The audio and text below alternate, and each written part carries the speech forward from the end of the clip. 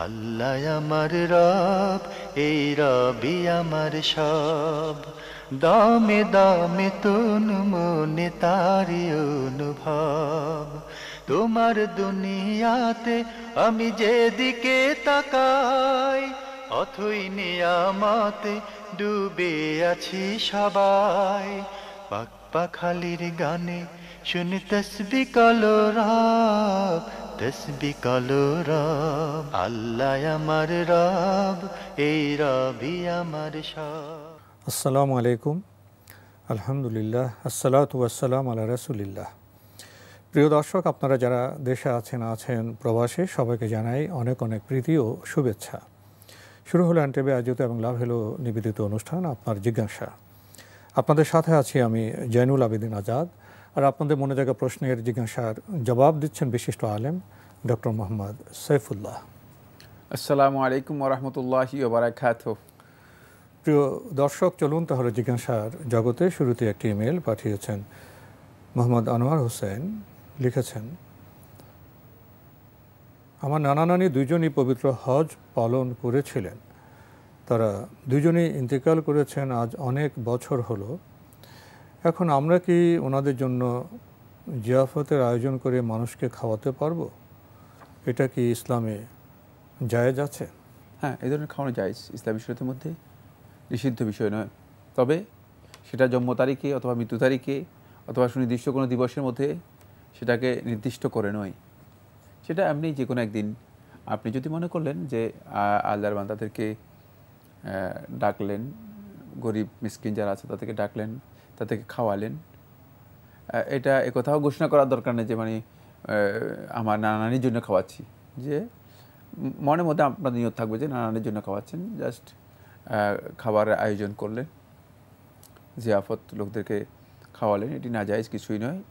এটা ইসলামের মধ্যে একটি গুরুত্বপূর্ণ ইবাদত, ভালো কাজ, সদকা, মানুষকে খাওয়ানো। জি। কিন্তু আমরা যে ফরম্যাট তৈরি করে নিয়েছি নানা নামে, সেটা নয়। জি, এই পার্থক্যটা আমাদের অবশ্যই উপলব্ধি করতে হবে। লিখেছেন, মানুষ মারা গেলে কবরে যদি আযাব হয়, তাহলে গৃহপালিত পশু গরুকে যদি কবরের সামনে বেঁধে রাখে, গরু তখন ছুটাছুটি করে, এর মানে গরু নাকি শুনতে পায় কবরে আযাব হচ্ছে, এমন কথা কতটুকু সত্য? না, এর কোনো ভিত্তি নেই, এ বক্তব্যের ভিত্তি নেই। হয়তো আল্লাহ তাআলা মাখলুকাতের মধ্যে কেউ কেউ কবরের আযাব সম্পর্কে মুত্তালি হতে পারেন, জানতে পারেন। এই মর্মে শেখুল ইসলাম ইবনে তাইমিয়া রাহমাতুল্লাহি আলাইহি সালাফদের কারো কারো বক্তব্য উল্লেখ করেছেন। কিন্তু মানে গরু বাঁধলে কবরে আযাব শুনে গরু ছুটাছুটি করে, এ ধরনের কোনো পরীক্ষা কেউ চালিয়েছেন এটা আমি জানি না। আমি কোনোদিন পরীক্ষা চালাইনি। আপনি নিজেই এই পরীক্ষাটা চালিয়ে দেখুন কী অবস্থা, তখন আপনি কি বুঝতে পারবেন আদৌ কি কবর আযাব হচ্ছে কি হচ্ছে না। আমার মনে হচ্ছে যেন এটি একেবারেই বলা যেতে পারে যে মানে বিভিন্ন ধরনের যে প্রপাগান্ডার মতো, অনেকটা ভিত্তিহীন বক্তব্য, কোনো ধরনের ভিত্তি নেই। মাখলুকাতের মধ্যে কেউ কেউ মোত্তালে হয়ে থাকেন, মানে কবর আযাব সম্পর্কে জানতে পারেন যদি আল্লাহ সুবহানাহু ওয়া তাআলা জানান। কারণ কবর আযাবটা বরযাখী বিষয়। তাহলে ওই কেউ জানলে তাহলে সেটা ছিল মানে একটা ভিন্ন এক্সট্রা মানে বিষয়, যেটা আল্লাহ সুবহানাহু ওয়া তাআলা বিশেষ কারণে জানিয়ে দিয়েছেন। আমরা জানলাম বিষয়টি সম্পর্কে। প্রিয় দর্শক আরও লিখেছেন, গ্রামে খালি বাড়ি পড়ে থাকলে জিনরা নাকি বসবাস করে, বাড়ি বন্ধক দেওয়া নিয়ে ইসলামে কিছু বলা হয়েছে? খালি বাড়ি খোলা যদি থাকে তাহলে অবশ্যই কোনো সন্দেহ নেই। আবাসন যদি এভাবে মুক্ত রাখা হয় তাহলে শয়তান জিনদের আড্ডা হতে পারে। শূন্যস্থান থাকবে না, যে শূন্যস্থান থাকে না, কারণ জিনদের আড্ডা হতে পারে, তারা সেখানে একটা স্কোপ পেয়ে যায়। কিন্তু যদি সেটা বিসমিল্লাহ পরে বন্ধ করে দিয়ে আসা হয় তাকে, তাহলে এই ধরনের খালি জায়গায় জিন প্রবেশ করতে পারে না। কিন্তু বন্ধ করার সময় বিসমিল্লাহ পরে বন্ধ করতে হবে। খেয়াল রাখতে হবে যে আমি আবার বলছি, বন্ধ করার সময় যে কোনো দরজা বন্ধ করার সময় বিসমিল্লাহ পরে দরজা বন্ধ করার বিধান। দরজা জানালা বিসমিল্লাহ পরে বন্ধ করার বিধান। জি, তাহলে আর জিন প্রবেশ করতে পারবে না, তাহলে আর জিন প্রবেশ করতে পারবে না এবং জিনরা ক্ষতি করতে পারবে না। আর বাড়ি বন্ধক যে কথাটা বলেছেন সেটা আলাদা করে, যেটা আলাদা করে হুজুর ডেকে না, কাউকে ডেকে আর কোনো প্রয়োজন নেই। বাড়ি বন্ধ শুধু করে বিসমিল্লাহ বলে বন্ধ করে লক করে চলে আসলাম। বন্ধ করার পদ্ধতি একটাই, সেটা হচ্ছে বিসমিল্লাহ ওয়ালা হাওলা ওয়ালা কুওয়াতা ইল্লা বিল্লাহ, মানে এতটুকু যথেষ্ট। মানে সেখানে যদি আপনি সুন্নাহ বর্ণিত যে দোয়াগুলো আছে সেগুলো পড়তে পারেন, কিন্তু শুধু বিসমিল্লাহই যথেষ্ট, মানে যদি কেউ বন্ধ করে দিয়ে আসতে চান। এখন তো বাড়ি বন্ধ করা একটি কাজ, ব্যবসা হয়ে দাঁড়িয়েছে। ব্যবসায়ের কাউকে দেখে আনা হয়, তিনি এই করেন সেই করেন, এই লাগবে সেই লাগবে, অনেক অর্থ খরচ হয়, সেটা তো না, এগুলোর সাথে ইসলামের কোনো সম্পর্ক নেই। এগুলো অনেকটা বলা যেতে পারে যে ব্যবসার মতো, ব্যবসায়ের মতো, জি ব্যবসায়ের মতো আবিষ্কার করা। বিসমিল্লাহ বলে লা হাওলা ওয়ালা কুওয়াতা ইল্লা বিল্লাহ পড়ে উনি রেখে আসলেন। জি, খুব স্বাভাবিক এবং সহজ বিষয়। এটা আমাদের জীবনযাপনের সাথে খুবই স্বাভাবিক একটি কাজ। প্রিয় দর্শক, আসুন আমরা সহজ বিষয়কে সহজ করে পালনের চেষ্টা করি। আপনি সবশেষে লিখেছেন সূরা কাহফের ইতিহাস কি? এটা কি ছোট প্রশ্ন নাকি? না, অনেক দীর্ঘ প্রশ্ন। সূরা কাহফের ইতিহাস কি? আপনি শব্দ ছোট। জি জি, আপনি তাফসীর থেকে দেখে নেওয়ার জন্য চেষ্টা করেন। সূরাতুল কাহফের ইতিহাস, আসহাবুল কাহফের বর্ণনা দেওয়া হয়েছে এখানে। এটা শুধু আসহাবুল কাহফ নয়, এখানে তো ঘটনা বহু আলোচনা করা হয়েছে। ইতিহাস আছে, রাজা বাদশা আছে, গুহা আছে, অনেক কথা রয়েছে। সূরা কাহফ অনেক দীর্ঘ একটি আলোচ্য বিষয়। মানে এর মধ্যে আসহাবুল কাহফ এর ইতিহাস রয়েছে, যারা গুহাবাসী ছিল, সেই যুবকদের কথা, যাদেরকে আল্লাহ সুবহানাহু ওয়া তাআলা মৃত্যু দিয়েছেন, পরবর্তীতে তারা আবার জীবন লাভ করেছে, তাদের ঘটনাগুলো কোরআনে কারীমের মধ্যে বিস্তারিত বর্ণনা হয়েছে। এরা প্রায় 300 বছর পর্যন্ত, 300 মানে কেউ কেউ 309 বছর উল্লেখ করেছেন, মানে এই বছর দীর্ঘ সময় পর্যন্ত তাদেরকে মানে মৃত্যু মানে এর মতো ঘুমিয়ে রাখা হয়েছে। তারপর আবার নতুন করে তারা জীবন লাভ করেছে। এই ঘটনাগুলো এখানে বিস্তারিত আলোচনা করা হয়েছে। আমার মনে হচ্ছে যেন এটি একটি দীর্ঘ আলোচ্য বিষয়। তাফসীর থেকে এটা আসলে ঠিক প্রশ্ন উত্তরের বিষয় নয়। জি, তাফসীর থেকে জেনে নেওয়ার জন্য চেষ্টা করুন। জি, আমরা বিষয়টি উপলব্ধি করলাম। প্রিয় দর্শক, আমাদের হাতে আরেকটি ইমেল, এটি পাঠিয়েছেন কুইন ক্যানিজ। লিখেছেন, প্লিজ আমাকে একটু জানাবেন যে অনেক মেয়েরাই এখন পাতলা টাইট জামা পরিধান করে। আমি জানি এগুলো হারাম, যেমন কামিজ, শাড়ি, গাউন, টপস, কিন্তু এগুলো তো শুধু কাফিরদের জামা নয়। এখন টাইট অথবা এরকম পাতলা কাপড় পরিধান করলে কি কাফিরদের সাদৃশ্য হবে? আমি জানি যা কাফিরদের জন্য ইউনিক, যেমন ধুতি, এগুলি পরিধান করলে কাফিরদের সাদৃশ্য গ্রহণ করা হয়। কোনো সন্দেহ নেই, নারীদের জন্য পাতলা টাইট যেগুলো শারীরিক যে অবয়ব রয়েছে, পুরা শারীরিক সৌন্দর্যের সব কিছুই মানে উপর থেকে পরিদিষ্ট হয়, এ ধরনের পোশাক পরা হারাম। এটা পরা হারাম, কোনো প্রশ্ন আসে না। যদি পরে তিনি বের হয়ে থাকেন তাহলে তিনি কবিরা গুনাহ করলেন, এটা হারাম। এ ধরনের পোশাকের এদেরকে আল্লাহ হাবিব সাল্লাল্লাহু আলাইহি ওয়াসাল্লাম বলেছেন কাসিয়াতুন আরিয়াত, এরা অভিশপ্ত নারীদের মধ্যে অন্তর্ভুক্ত। কাসিয়াতুন আরিয়াত, যারা পোশাক পরিহিতা কিন্তু উলঙ্গ। পোশাক মানে পরিধান করার পরেও যারা উলঙ্গ থাকবে তারা হচ্ছে এই সমস্ত নারীগণ। সুতরাং এটি ইসলামী শরীয়তের মধ্যে এমনি হারাম, কাফিরদের সাদৃশ্যের প্রশ্নই আসে না। আর কাফিরদের সাদৃশ্যের প্রশ্ন আসবে সেখানে যেখানে যে সমস্ত পোশাকের মধ্যে ধর্মীয় বিষয় আছে, কাফেরদের মানে অনুসরণের দিকগুলো রয়েছে, যে পোশাকগুলো কাফেররা পরিচিতি লাভ করেছে, মানে কাফেররাই পরে এই ধরনের পোশাক নির্দিষ্ট হয়ে গেছে, সেগুলো মানে এই ধরনের পোশাক যদি কেউ কাফিরদের পোশাকের অনুসরণ করে থাকেন তাহলে অবশ্যই তিনি কাফিরদের সাদৃশ্য গ্রহণ করলেন। আর কাফিরদের সাদৃশ্য বিষয়টিও আমাদের কাছে এখন বর্তমানে অপরিচিত নয়। আমরা দেখলেই বুঝি যে কোনটা কাফিরদের সাদৃশ্য আর কোনটা মুসলিমদের সাদৃশ্য। মুসলিমদের জন্য একটা মুসলিমদের কি কোনো পোশাকও নেই, কোনো কিছুই নেই? অবশ্যই একটা কিছু তো আছে, ঠিক না? সেই জিনিসটা কি আছে সেটাও মুসলিমদের জানা উচিত, মানে সেটাও মুসলিমদের বোঝা উচিত। তাহলে মুসলিমরা বুঝতে পারবে যে মানে দীর্ঘ 1400 বছর পর্যন্ত মুসলিম নারীরা কি পোশাক পরে নাই? তাদের কি কোনো মানে অনুসরণযোগ্য কিছুই নেই? 1400 বছর পর্যন্ত তাদের একটা অনুসরণযোগ্য বিষয় ছিল। সেই বিষয়টা কি সেটা আমাদের জানা উচিত। সেই অনুযায়ী আমাদের পোশাককে আসলে পোশাকের অনুসরণ করা দরকার। যারা 1400 বছর পর্যন্ত পড়েছেন তাদের দিকে একটু দেখলে আপনার কাছে স্পষ্ট হয়ে যাবে মুসলিম নারীগণ এমন কোনো পোশাক পরতেন না যার মধ্যে কোনো ধরনের ফিতনা মানে কোনো ধরনের অন্যের দৃষ্টি আকর্ষণ বা অন্যকে সুরসুরি দেওয়ার বিষয়টি আসতে পারে। কিন্তু বর্তমানে এই ধরনের পোশাকেই দেখতেছি যে আমাদের মধ্যে ব্যাপকতা লাভ করতেছে। যদিও হয়তো মনে করতেছে না কাফেরদের সাদৃশ্য গ্রহণ করতেছি না, কিন্তু এগুলো তো সম্পূর্ণ হারাম। কাফেরদের সাদৃশ্য না হন, এটা হারাম। এই জন্য এগুলো থেকে আমাদেরকে বিরত থাকতে হবে। আল্লাহ আমার রব, এই রবি আমার সব। আল্লাহ আমার রব, এই রবি আমার সব। বোন কুইন কানিজ, আমরা আপনার ইমেল পড়ছি। আপনি লিখেছেন, আমার হাজবেন্ড কিছু কার্টুন দেখেন যেগুলোতে সুপার হিউম্যান টাইপ জিনিস দেখায়, আরও অনেক কিছু দেখায় যেগুলো দেখানো ঠিক নয়। তাদের আলাদা প্ল্যানেট আছে, মৃতকে আবার উঠিয়ে ফেলে এমন। সে এসব কার্টুনের নাম দিয়ে গেম খেলে। এটা কি শিরক অথবা কুফরি? আমি তাকে বোঝানোর ট্রাই করেছি, কিন্তু আমি যেহেতু এসব কার্টুন দেখি না, তাই আমার সঠিক ধারণা নেই যে কি দেখায়। আপনি এ বিষয়ে সুস্পষ্ট বক্তব্য দিতে পারলে হয়তো আমরা আপনাকে ধারণা দিতে পারতাম যে এটা কি হবে। কিন্তু আপনি এত কঠিন ইয়েতে গেলেন কেন? এটা আপনার কাছে প্রশ্ন। শিরক এবং কুফরির মধ্যে চলে যাচ্ছেন কি জন্য? কার্টুনের সাথে শিরক এবং কুফরির এত মানে কিভাবে সম্পৃক্ততা আসতে পারে? কারণ এটা শিরক এবং কুফরির বিষয়। কার্টুনে অনেক সময় সায়েন্স ফিকশন, মৌলিক আকীদার সাথে ধর্মীয় বিষয় না, আকীদার বিষয় নেই। মৌলিক আকীদার সাথে সম্পৃক্ত বিষয়।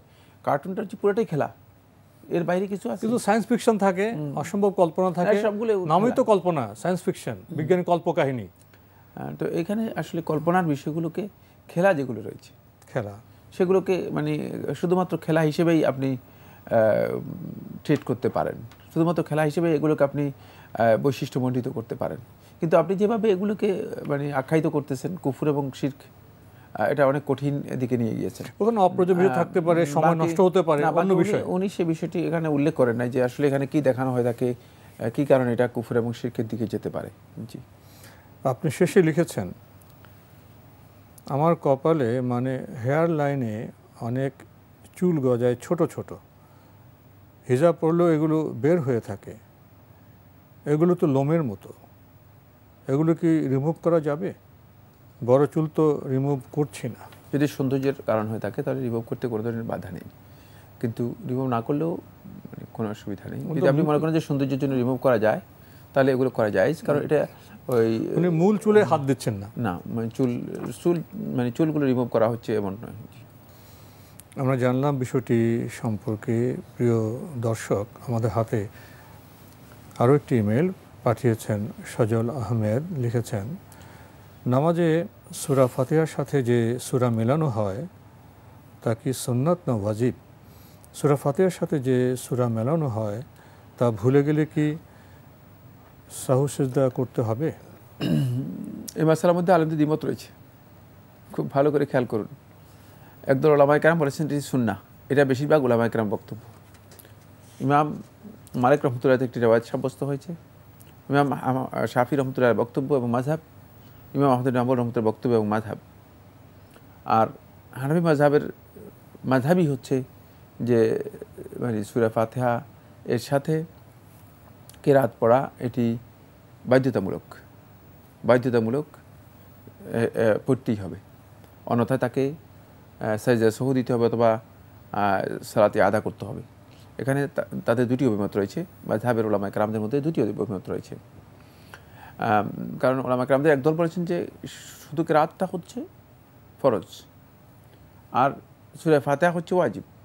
সূরা ফাতিহার মাধ্যমে ওই ওয়াজিব এবং ফরজ আদায় হয়ে যাবে, তাহলে বাকিটা ওয়াজিব থেকে যাবে। আরেকদল বলছেন না, সূরা ফাতিহা ওয়াজিব, বাকি কিরাতটা হচ্ছে ফরজ। এই নিয়ে তাদের মধ্যে ইখতিলাফ রয়েছে। মোদ্দা কথা যেটা, সেটা হচ্ছে সূরা ফাতিহা পড়াটাই হচ্ছে রুকন। এর অতিরিক্ত সূরা ফাতিহার সাথে তিলাওয়াত করার বিষয়টি রাসূলুল্লাহ সাল্লাল্লাহু আলাইহি ওয়াসাল্লাম করেছেন, সালাতের মধ্যে প্রমাণিত হয়েছে, কিন্তু এটা হচ্ছে সুন্নাহ।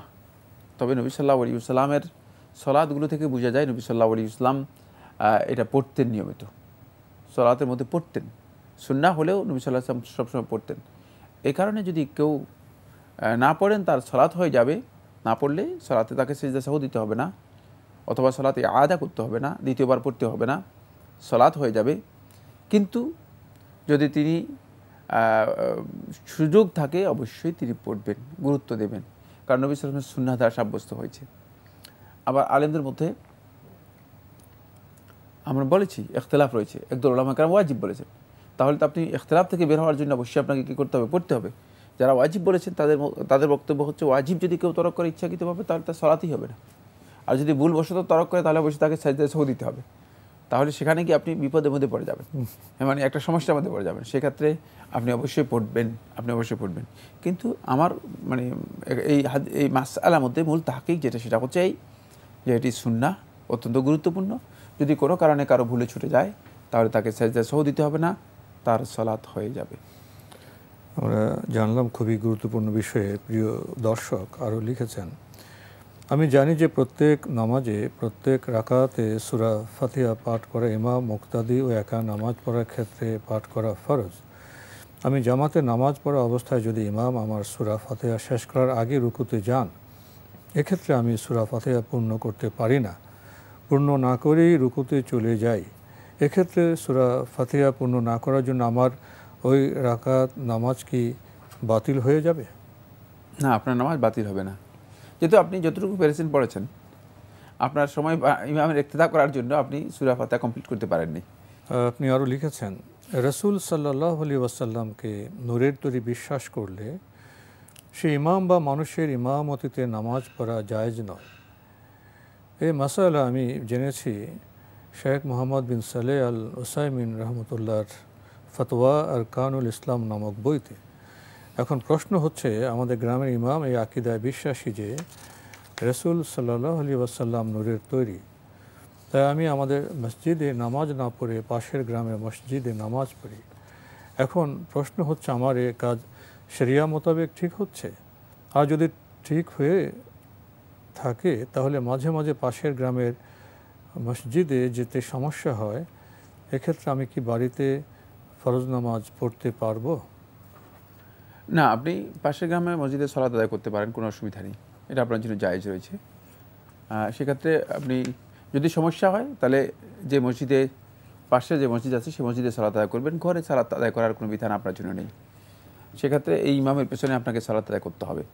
আর শেখ রাহিমাহুল্লাহ তাআলা বক্তব্য আপনার কাছে স্পষ্ট হয়নি, এটা হচ্ছে ওই ব্যক্তি যে আসলে যিনি বুঝেই রাসূল সাল্লাল্লাহু আলাইহি ওয়াসাল্লামকে মনে করে থাকেন যে তিনি নূরের তৈরি, তিনি মানুষ ছিলেন না, ওই ব্যক্তির আকীদা কোনো সন্দেহ হলে এটা কুফরি আকীদা হবে। কিন্তু আমাদের সমাজের মধ্যে যারা এই ধরনের আকীদা পোষণ করে থাকেন এদের অনেকেরই অজ্ঞতা রয়েছে, মূর্খতা রয়েছে, অজ্ঞতা, ভক্তি, আবেগে বলে, এবং তারা মানে এখানে মিসগাইডেড, পথভ্রষ্ট, বিভ্রান্ত, দিশেহারা। মানে তারা নূর শব্দের অর্থই জানে না, এর মধ্যে অনেক আছে যে নূর শব্দের অর্থই জানে না। সুতরাং এই সমস্ত লোকদের পেছনে সালাত আদায় করতে কোনো ধরনের বাধা নেই। আমরা জানলাম বিষয়টি সম্পর্কে। প্রিয় দর্শক আরও লিখেছেন, যে ব্যক্তি নামাজ পড়ে না সে ইসলাম থেকে বেরিয়ে যায়, এক্ষেত্রে আমি কি বেনামাজি মানুষকে সালাম দিতে পারবো? ধন্যবাদ, খুবই গুরুত্বপূর্ণ প্রশ্ন করেছেন। হ্যাঁ, বেনামাজিকে সালাম দিতে পারবেন। বেনামাজি ব্যক্তিকে সালাম দিতে কোনো ধরনের অসুবিধা নেই। ইসলাম থেকে তার বেরিয়ে যাওয়ার বিষয়টি আপনি যেটা বলেছেন সেটাও শুদ্ধ নয়। যেই শব্দে বলেছেন যে ব্যক্তি, উনি এভাবে বলেছেন, যে ব্যক্তি নামাজ পড়ে না সে ইসলাম থেকে বেরিয়ে যায়। এটা কোন হাদিসের মধ্যে এসেছে আমার জানা নেই, এই বক্তব্য কোনো আলেম বলেছেন সেটা আমার জানা নেই। সুতরাং মানে এগুলো বলার আগে খুব সতর্কতা অবলম্বন করতে হবে, ইসলাম থেকে বেরিয়ে যায় এ কথাটুকু কোনো হাদিস দ্বারা প্রমাণিত হয়নি, কোনো বক্তব্য দ্বারা প্রমাণিত হয়নি। আপনি তো মানে একবারে সোজা ইসলাম থেকে তাকে বের করে দিচ্ছেন। তারা এই কাজটা কুফরি, এই কথা সত্য। এই বিষয় নিয়ে আলেমদের মধ্যে বিভিন্ন বক্তব্য রয়েছে, কিন্তু তাকে সালাম দিতে ইসলামী শরীয়তের মধ্যে কোনো ধরনের বাধা নেই। আর সালাম দিলে তো আপনারই সব, সালামের সব তো আর তিনি নিয়ে যাবেন না, আপনি সব পাবেন। আর অমুসলিম দেখলে যে তাকে আপনি অমুসলিমদেরকেও তো মানে আপনি ঘৃণা করতে পারবেন না। মানে অমুসলিমদেরকে ইসলাম মানে তাদের সাথে সুন্দর আচরণ করতে বলেছে, তাদের সাথে আমাদের এই মানে ব্যক্তিগত সৌজন্যতা তো বজায় রাখতে হবে হিসেবে তাদের সাথে আমাদের কোনো বিদ্বেষ নেই। তাদের ধর্মীয় কারণে আমাদের সাথে তাদের ভুল কথা আমরা বিশ্বাস করি না, তাদের ধর্মীয় কারণে আমাদের সাথে দ্বিমত রয়েছে। আর এই ব্যক্তি সালাতের বিষয়ে যদি জানতো তাহলে সে হয়তো সালাত আদায় করতো। সুতরাং কতদিন আপনি চেষ্টা করেছেন বা আমি চেষ্টা করেছি ওই ব্যক্তিকে সালাত আদায় করানোর জন্য, সেটা তো দেখতে হবে। তাই এক্ষেত্রে মানে তাকে সালাম দিতে কোনো ধরনের বাধা নেই, সালাম দিলে আপনি সব পেয়ে যাবেন, আর সালাম না দিলে আপনি সালামের যেই স্বভাব রয়েছে সেটা পাবেন না। কিন্তু ওই ব্যক্তির এর মাধ্যমে আপনি তাকে সালাতের দিকে আনতে পারবেন না, বরং সালাতের দিকে আনতে হলেই তাকে সালাতের বিষয়টি বোঝানোর জন্য চেষ্টা করুন খুব সুন্দরভাবে। সালাম দিতে হবে, সুসম্পর্ক বজায় রাখতে হবে, তারপর তো আপনার কথা শুনবে। হ্যাঁ, মানে সালাতের বিষয়টা বুঝাতে পারলেই তো সে সালাত আদায় করবে, অন্যথায় আদায় করবে না। বোঝানোর জন্য চেষ্টা করুন। তো আজকে আমাদের এখানেই শেষ করতে হচ্ছে। আপনাকে অনেক ধন্যবাদ। আপনাকে অশেষ ধন্যবাদ। প্রিয় দর্শক, আমরা দেখছিলাম এনটিভি আয়োজিত এবং লাভেলো নিবেদিত অনুষ্ঠান আপনার জিজ্ঞাসা। আমাদের অনুষ্ঠান আপনারা এনটিভি অনলাইনেও দেখতে পারবেন। ভিজিট করুন www.ntvbd.com। এছাড়া ইউটিউবে এবং আমাদের ভেরিফাইড ফেসবুক পেজে অনুষ্ঠান দেখতে পারবেন। আপনার জিজ্ঞাসায় কত প্রশ্ন, কত জিজ্ঞাসা আমরা তো করে থাকি, কিন্তু সমাধানের দিকে যেতে গিয়ে আমরা অনেক সময় হোঁচট খেয়ে যাই।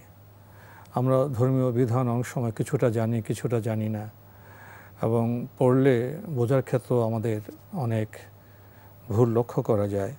যেমন আজকে প্রশ্ন আমরা পেয়েছি, নামাজ না পড়লে তাকে সালাম দেওয়া যাবে কি না। আমরা বিষয়টি উপলব্ধি করলাম, সালাম দেব, সওয়াব পাবো, সুসম্পর্ক বজায় রাখব এবং নামাজকে বোঝাবার চেষ্টা করব জ্ঞানের মাধ্যমে, আচরণের মাধ্যমে। চিঠি লিখুন, প্রশ্ন পাঠান আমাদের ঠিকানায়। পরিচালক আপনার জিজ্ঞাসা, এনটিভি, বিএসসি ভবন, 7ম তলা, 102 কাজী নজরুল ইসলাম এভিনিউ, কারওয়ান বাজার, ঢাকা 1215। আপনারা ইমেল করতে পারেন। আমাদের ইমেল অ্যাড্রেস আপনার জিজ্ঞাসা @ntvbd.com। প্রিয় দর্শক, মহান আল্লাহ আমাদের সবাইকে নিরাপদে রাখুন, রাখুন শান্তিতে। আসসালামু আলাইকুম। আল্লাহ আমার রব, এই রবি আমার সব, দামে দামে তুন মনে তারি অনুভব। আল্লাহ আমার রব, এই রবি আমার সব।